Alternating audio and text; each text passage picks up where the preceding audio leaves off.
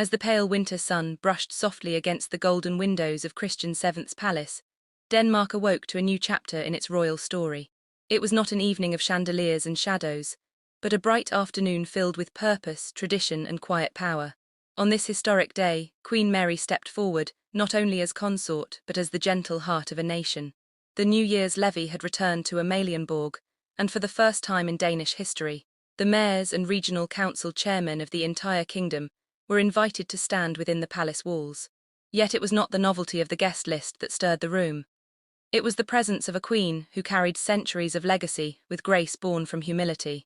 Long before the doors were opened, Queen Mary stood in silence, gazing across the palace chamber that once echoed with kings long past.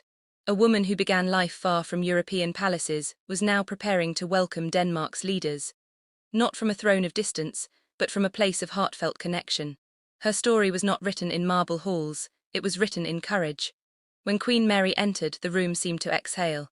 The light caught the legendary earrings of the Khedive of Egypt Perur, jewels that had once travelled across deserts and dynasties to rest now against her shoulders. Draped across her gown was the majestic sash and star of the Order of the Elephant, Denmark's highest honour, glowing not with pride but with responsibility. At her heart hung the portrait order of KingFrederikX, not merely a royal badge, but a symbol of partnership, trust and devotion. Completing her ensemble was the badge of the Order of the Danishroyalfamily, resting quietly as a reminder that service, not spectacle, defines true royalty. KingFrederikX stood beside her in uniform, his medals gleaming in respectful silence. Yet all eyes drifted toward the Queen, whose smile carried something deeper than ceremony. This was not a performance, this was a promise. As the mayors and regional council chairmen entered, leaders from distant islands, coastal towns and countryside communities, they were not greeted by formality alone. They were welcomed by warmth. Queen Mary spoke not as a distant monarch, but as a woman who had once walked unfamiliar streets herself, learning a foreign language, embracing a foreign land, and building a life rooted in love for Denmark. For centuries, royal courts had been the domain of elites and foreign diplomats. But today, the Queen had quietly redrawn the map of tradition.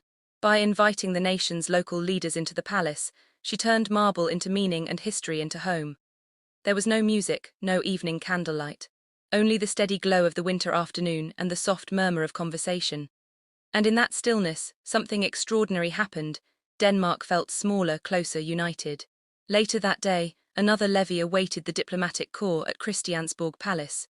Yet many guests would carry the memory of Amalienborg with them longer.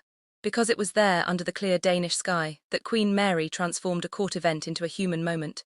She leaned in as she listened. She remembered names. She asked about towns that few outside their regions had heard of, and every word was woven with sincerity. This was not the fairy tale of glass slippers and midnight magic. This was the fairy tale of daylight courage, of a woman who crossed oceans, cultures and expectations to become a queen not by birthright alone, but by belonging. As the final guests departed, Queen Mary paused once more in the quiet palace hall. The jewels would be placed away, the sashes folded, the history books would record the date. But what they could never fully capture was the invisible thread she had spun that day, a bond between crown and country, queen and people. In the soft afternoon glow, Denmark did not simply witness a levee. It witnessed the soul of a queen who welcomed a nation into her story.